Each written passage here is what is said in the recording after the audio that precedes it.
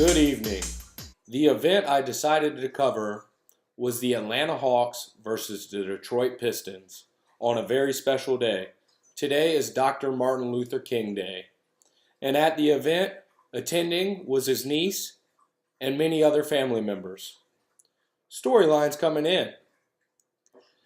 The Atlanta Hawks are on a 12-game winning streak, and they're about to go up against the Detroit Pistons, who are no slouch themselves, as they are on a 7-game road winning streak, averaging nearly 105 points per contest. Announcers' connections.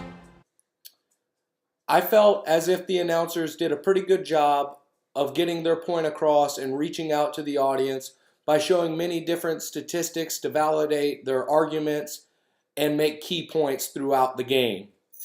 Storylines developing. Can't say enough about poor shooting. I mean, some of the worst shooting I've ever seen in an NBA game. The Atlanta Hawks couldn't buy a bucket.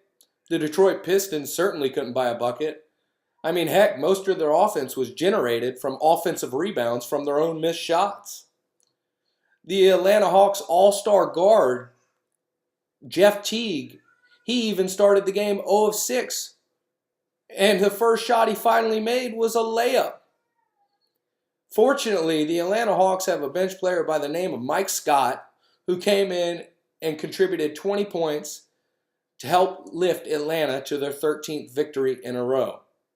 Covered in social media, there was an extraordinary amount of coverage on Twitter as players, fans, and organizations all paid their honor and a special tribute to Dr. Martin Luther King.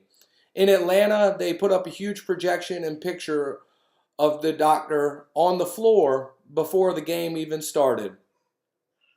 General observation, well, I must say Atlanta, yeah, they won 13 games in a row now, or this was their 13th victory in a row.